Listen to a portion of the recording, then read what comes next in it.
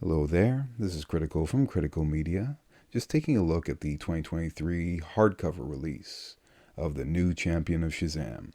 This is a book from Josie Campbell and Doc Shaner, and what we usually do at this channel is give you an idea of what to expect if you ever come across these books in the wild. So we go over the exterior, some bonus material, art and plot points, and then a brief review at the end. Now, before jumping in, I've mentioned this before, but Captain Marvel, he's my number one superhero. Billy Batson, of course. And the entire mythos of Shazam, it's been with me since I was a kid.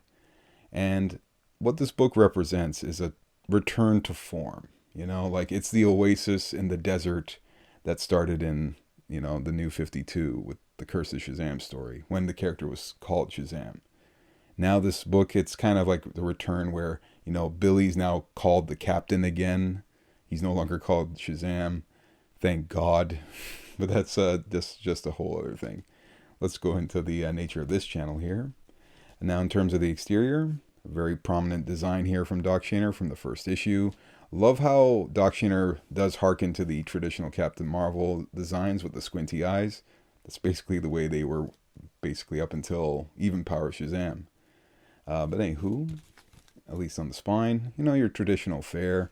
At least it's got the three-pointed lightning bolt. And just a blown up panel from within the book. Or actually, this was a one-page spread, I believe. So, it's actually pretty much form factor there. Now, underneath this dust jacket here, it actually has a gloss spine. I believe this is done by Ben Caldwell. Forgive me if I'm wrong. But what I do appreciate is, yes, at least we got some text on the side. And very true to a lot of, Shazam-related releases, there's almost always going to be a centered lightning bolt on it, either on the front or back, and lo and behold, right? So, love that. Now, for bonus material, they kind of did it in an interesting way. So, they just have just one, it is a standard hardcover, so it's kind of expected. But they have just the design here from Doc Shaner, the early designs. Love it. It's, once again, hearkening to the Golden Age and even Power Shazam, at least before she changed her costume to white. But definitely appreciate that. But you'll see what I mean once I go through the bookends, which, by the way, I gotta admit, I love the fact that they blew up this panel from within the book and added a little graphic design to it. Awesome. It looks incredible, actually. But you'll see what I mean when it comes to the variants from earlier, where they actually kind of sized or scheduled them to be, just at the beginning of every issue. Very fitting. And very fitting as well, these variants come from past Captain Marvel artists, Gary Frank and Joshua Middleton. Now, I guess to kind of put you in the right place for the story, where the anchor point is, basically Tim Sheridan, who was writing, Future State, Shazam, and then Titans Academy. Basically, in Titans Academy, in a nutshell, Billy had to stay in the Rock of Eternity. Basically, all the prisoners inside got loose, so the only person who can keep them in is Billy himself. And by proxy, all the Shazam kids, they lost their powers. So anywho, the story kind of picks up where, Mary's on her way finally to university. She's just starting classes in orientation. And that's when the world of superheroes just comes right back in. The power of Shazam just comes right back. And this super cute little bunny, Hoppy, a reference to the old Captain Marvel days. As a matter of fact, Hoppy the bunny and Mary Marvel debuted in the same year, 1942. But anywho, enough of that little lore. I'm sorry, I'm so geeky when it comes to Captain Marvel stuff. But one thing I love about this series, and Josie Campbell, I'll say this about her, she did her research. Like, she knew the core of what Mary Marvel is. Because Mary was more the one, she's just as powerful as the others. Whereas, Freddy represents like the revenge side of the power of Shazam because of the whole Captain Nazi thing. And Billy kind of represents the, the overall adventuring hero, that archetype. Mary was always the strategist. Like, she would usually outwit her opponents. And after all, she's actually the first one to figure out how to beat Black Adam. I'm sorry, I'm digressing. But the point is, Josie Campbell nailed it. Like, she got to the core of the character and she understood where this character should be. And she knocked it out of the park, I gotta say. But anywho, essentially, as mentioned, because Billy's locked in the tower, or locked in the, sorry, Rock of Eternity, he can only give the power to one person, so he trusts Mary, and I think he chose wisely, even though the character doesn't seem to believe it, at the beginning at least. But yeah, they kind of set up these protagonists, basically this magitech, that's what they call themselves, magic and technology put together.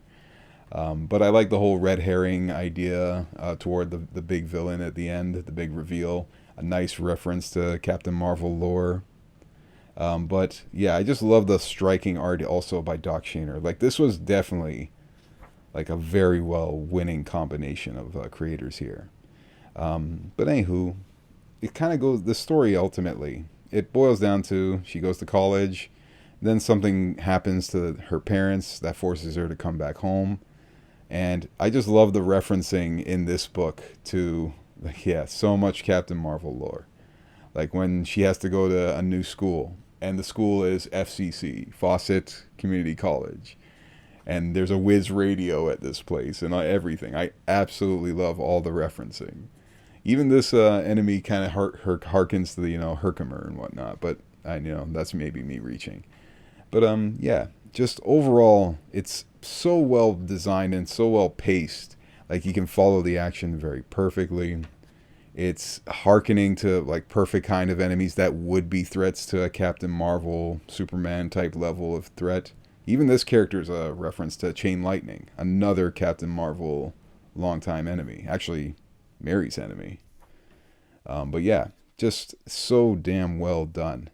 It's pretty prominent, and maybe I forgot to mention this. The paper stock is actually grained, which is interesting in 2023, since like a lot of companies are coming out with gloss paper more so. So it's actually a nice touch that they went in this angle. And speaking of going in great angles, man, probably one of my favorite Easter eggs of this book is the Alan Armstrong in the corner here. For Fawcett Magazine comics fans, that's Spy Smasher.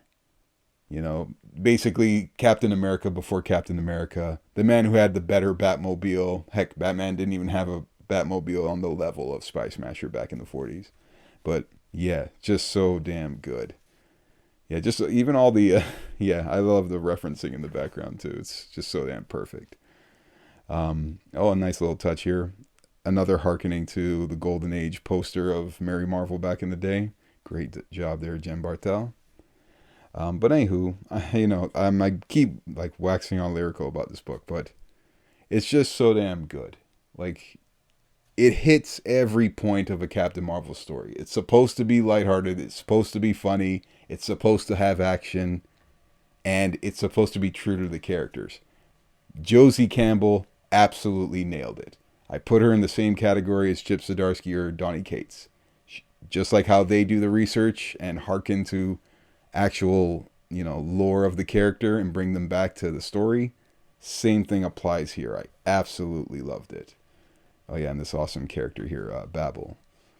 Oh, and even Uncle Dudley making his return. Anyways, I can't speak more highly of this book. I am, kind of nerding out because it is my favorite character. But it's so nice when you have your favorite character handled so well. And then I guess just to cap off the book, what they did was, because this series ironically ends with the next DC event, Lazarus Planet, again bringing things back to the, I guess, status quo for Captain Marvel.